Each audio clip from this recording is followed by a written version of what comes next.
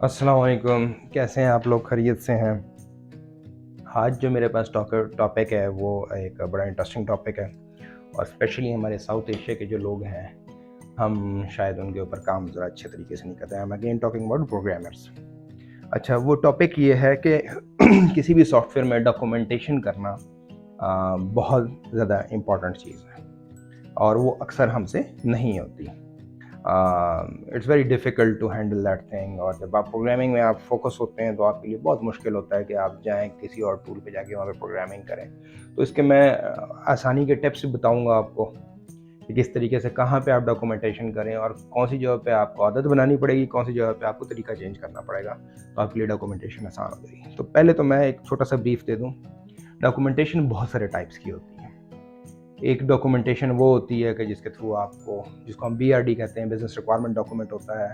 उससे पहले एक ऑब्जेक्टिव डॉक्यूमेंट होता है, आपके पास डिज़ाइन डॉक्यूमेंट्स होते हैं, फिर आपके पास हाउ टू के डॉक्यूमेंट्स होते हैं, यूज़र मैनुअल्स बनते हैं आपके पास किसी भी सिस्टम के, और फिर आपके पास आर्किटेक्चर लेवल डॉक्यूमेंटेशन होती है, और उसके बाद आपके नीचे डेवलपमेंट लेवल की डॉक्यूमेंटेशन होती है। तो ये सारी की सारी डॉक्यूमेंटेशन जो है, इसमें बहुत सारे लेयर्स होते हैं और ये डिफरेंट रोल्स जो लोग प्ले कर रहे होते हैं कंप्लीट इन सारे सॉफ्टवेयर डेवलपमेंट प्रोग्राम में, ग्रुप में या टीम में, तो उसमें डिफरेंट लोग ये डॉक्यूमेंटेशन कर रहे होते हैं and they all have to sync it all the way down to technical documentation. या प्रोग्रामिंग में जब आप कोड राइट कर रहे हैं उसकी डॉक्यूमेंटेशन में एंटर करना होता है। क्योंकि मैं वीडियो फ्रेश डेवलपर्स के लिए बना रहा हूँ, पहले सबसे पहले मैं उनकी डॉक्यूमेंटेशन की बात करूँगा, क्योंकि उन्होंने अगर स्टार्ट में ये आदत नहीं डाली तो फिर सारी ज़िंदगी वो आदत डालना बहुत मुश्किल हो जाता है।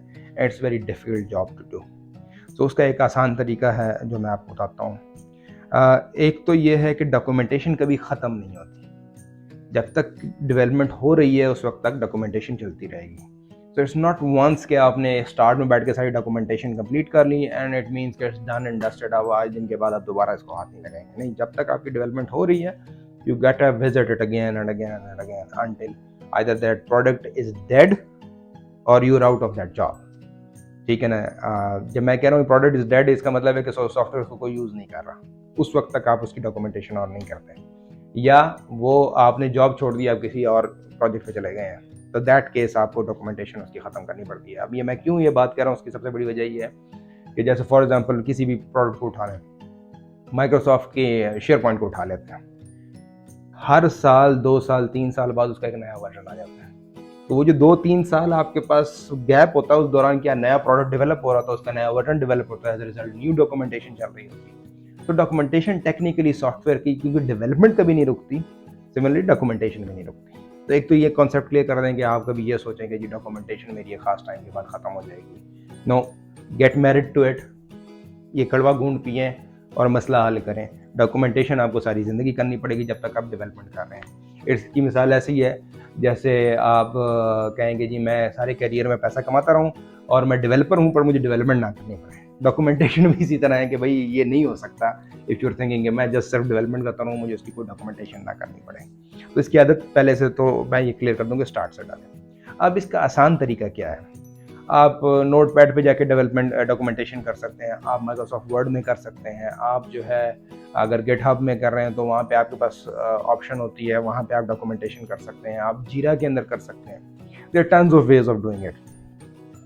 बट जब मुझे याद पड़ता है, जब नया नया डेवलपमेंट में आया था और 20-25 साल पुराने डेवलपर जो बैठे होते थे बाबे प्रोग्रामिंग के, तो जब मैं उनका कोड देखा था, क्योंकि उस ज़माने में ये सारे टूल्स नहीं होते थे ना, किस ज़माने में आज से, मतलब जब मैंने 2010-12 में स्टार्ट की थी डेवलपमेंट, तो उस वक्त ना होते थे आपके क्या बोलते हैं ना, आपके पास उस टाइम जीरा था, डोंट नो था कि नहीं था, गिट को कोई जानता नहीं था। उससे पहले कोई क्लियर केस जैसी एक चीज़ होती थी, but that was versioning system only. ठीक है। तो अगर किसी ने 98, 97, 95 में प्रोग्रामिंग की है, तो या आफ्टर क्लोज टू 2000 में प्रोग्रामिंग की है, तो उसका कोड जब आप उठा के देते थे तो कोड के अंदर ही कमेंट्स डाल के उन्होंने प्रोग्रामिंग डॉक्यूमेंटेशन की होती थी, और वो कोड के अंदर जब उन्होंने डॉक्यूमेंटेशन की होती थी तो वो हमारे पास काम बहुत ज़्यादा आसान हो जाता था, क्लियर हो जाता था। तो वो हम कहते थे अक्सर जी मतलब हम तो पुराना कोड निकाला है, सी का कोड है, C++ का कोड है, पुराना VB.NET का है या VB का है, वो कोड हमने निकाला, अब उसको समझ रहे हैं, देख रहे हैं। समझते समझते बीच में ही हमें कमेंट्स नज़र आते थे और उसमें पूरी डिटेल लिखी होती थी, तो हमें किसी और टूल पे जाना ही नहीं पड़ता था ढूंढने के लिए कि वो कोड की डॉक्यूमेंटेशन कहाँ पर हुई है। और अगर आप वहीं पे कर देते हैं तो आपको वो भी आसानी होती है कि अक्सर डेवलपर ही कंप्लेन करते हैं कि यार मैं एक दफ़ा अपनी आईडी में डेवलपमेंट कर रहा हूँ तो मुझे यहाँ से उठा के किसी और टूल पे ना लेके जाओ कि पहले मैं नोटपैड खोलूँ या मैं जीरा खोलूँ या कुछ भी खोलूँ और वहाँ पे जाके दोबारा कोडिंग करूँ, और सॉरी दोबारा जाके डॉक्यूमेंटेशन करूँ। तो आसान काम है, वहीं पे ही कोड के साथ साथ कमेंट करते जाएं और उसी कमेंट्स में सारी डॉक्यूमेंटेशन डालते जाएं। और फिर अगर आपने कहीं और भी डालनी है, जो डालनी चाहिए आपको, what ever tool you using for documentation, तो उसका आसान तरीका होता है, क्योंकि आपने कोड में डाला होता है तो all you have to do इसकी कॉपी वहाँ से करें और पेस्ट कर दें जहाँ पे भी आपने और करना है। तो that will help you excuse me that will help you to do your documentation. और इसको अपने पल्ले से अच्छी तरीके से बांध लें। आपके पास डॉक्यूमेंटेशन ना करने की कोई ऑप्शन एग्जिस्टिंग है। ये ऐसे ही है कि आप कहें मैं प्रोग्रामर बनना चाहता हूँ पर मुझे कोड ना लिखना पड़े, ठीक है। तो डॉक्यूमेंटेशन इंतहाई ज़रूरी है। आई नॉर्मली सजेस्ट कि इसमें 2-3 चीज़ें डाल दिया करें। अब कुछ मैं एग्जांपल्स के साथ इसको फॉलो अप कर लूँगा। आपका कोडिंग पैटर्न क्या है और कौन सा कोडिंग पैटर्न आपने उठाया, क्यों उठाया है, वो लिख दें, ठीक है। आप एल्गोरिथम के कौन से, फॉर एग्जांपल मैं एम राइटिंग अ फंक्शन, तो वो फंक्शन हमारे ओवरऑल बड़े एल्गोरिथम के कौन से एरिया को एड्रेस कर रहा है और उसका रिजल्ट क्या आएगा और क्यों आप स्पेसिफिक काइंड ऑफ फंक्शन लिख रहे हैं। तीसरा, अगर आप लिखना चाहते हैं it will be good, and आप नहीं लिखना चाहते हैं देन इट्स फाइन। इसके आप साथ में डेटा टाइप्स वगैरह लिख दें कि जी ये डेटा टाइप्स मैं इसमें यूज़ कर रहा हूँ, फॉर दैट वेरी रीजन मैं उसको यूज़ कर रहा हूँ। तो ये 3-4 चीज़ें अगर आपने उसमें एड्रेस कर दी, क्योंकि अक्सर लोगों को ये नहीं पता होगा, तो ठीक है सर जी हम कर लेंगे, we will start doing our documentation. Problem is this कि जी डॉक्यूमेंटेशन में अंग्रेजी क्या लिखूँ। अब ये भी एक बड़ा मसला होता है कि उर्दू में या हिंदी में या किसी और लैंग्वेज में तो लिखा नहीं जाता। तो जी अब उसको लिखें किस तरीके से और क्या लिखें, हमें ये नहीं पता होता लिखना क्या है वहाँ पे, ठीक है ना। वो कोड को ही एक्सप्लेन करना हमारे लिए मसला बन जाता है। तो उसको अगर हम इन 3 तरीक़ों से जो मैंने पहले भी जिक्र कर दिया उस तरीके से कर दें तो आसान होता है। बड़ी एक फ़नी एग्जांपल थी, but I literally I was so angry at that developer कि I fired him on this thing. और वो क्या था कि जी गिट में वो कोड कमिट कर रहा है और उसमें मैंने कमेंट जो था वो कंपलसरी था, तो उसने कमेंट ये डाला हुआ था, कोई इंटरनेशनल डेवलपर था, again I want name him and want name the country, but वो उसने साथ में नीचे लिखा हुआ था कि जो कमेंट था उसमें लिखा था दिस इज़ अ कोड।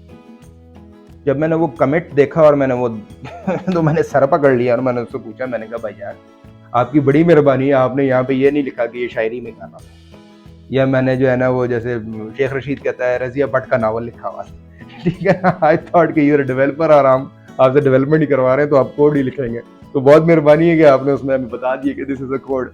तो अगर आप ना बताते तो हम तो समझ रहे थे कि ये आपने जो है ना किसी बकरी की या पता नहीं किस चीज़ की कहानी लिखी हुई है, हमें तो पता ही नहीं था इस चीज़ का। तो literally fired him on this thing.